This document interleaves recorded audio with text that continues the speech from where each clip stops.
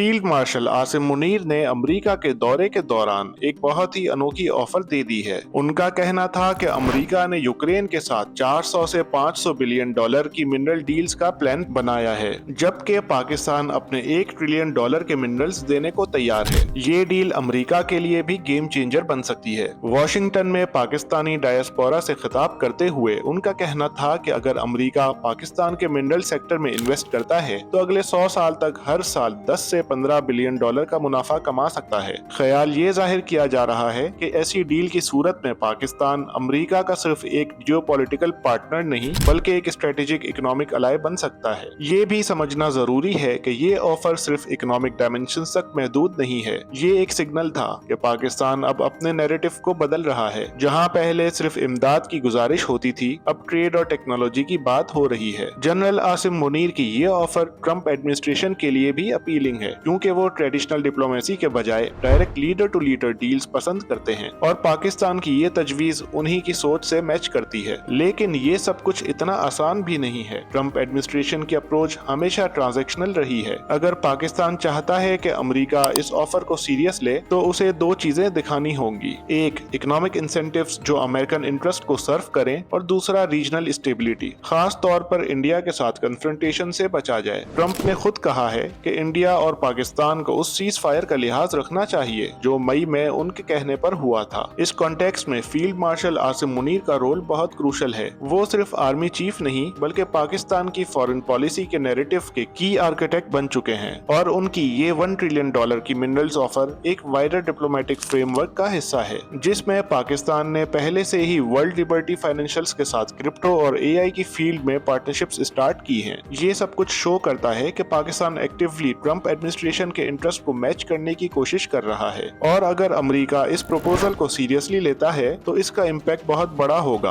अमेरिकी कंपनियां अगर बलूचिस्तान और केपीके जैसे मादनी ज़खायर से भरपूर इलाकों में आती हैं तो वहां न सिर्फ फॉरेन इन्वेस्टमेंट बढ़ेगी बल्कि सिक्योरिटी कोऑपरेशन भी बेहतर होगी। मगर सबसे बड़ा चैलेंज ये है कि अमेरिका को पाकिस्तान के चाइना के साथ ताल्लुकात से भी मसला है। सी पैक और बेल्ट एंड रोड इनिशिएटिव में पाकिस्तान की शमूलियत अमेरिका को खास पसंद नहीं, इसलिए पाकिस्तान को ये भी दिखाना होगा कि वो सिर्फ चाइना के इन्फ्लुएंस में नहीं बल्कि एक इंडिपेंडेंट पार्टनर बन सकता है, जिससे अमेरिका को भी फायदा हो। चाइना के ताल्लुकात के साथ साथ पाकिस्तान में टीटीपी और बीएलए जैसे अनासिर से डील करना भी एक मुश्किल काम है। इस वक्त आए दिन बलूचिस्तान में कोई ऐसा वाकया हो जाता है जिससे बाहर की किसी कंपनी के लिए आना शायद मुश्किल हो, जिसके लिए जरूरी है कि पाकिस्तान अपने अंदरूनी मामलात को भी बेहतर करे। इसमें कोई शक नहीं कि ये मिनरल्स प्रपोजल, एआई और क्रिप्टो पार्टनरशिप्स पाकिस्तान की नई और बदलती हुई सोच की अक्कासी करती हैं। लेकिन सवाल ये है कि अगर अमेरिका इस प्रपोजल को कबूल करता है तो क्या पाकिस्तान इस कमिटमेंट को रिजल्ट्स में कन्वर्ट कर पाएगा, या तो ये एक नई दोस्ती का आगाज होगा या फिर सिर्फ एक और मिस्ड अपॉर्चुनिटी।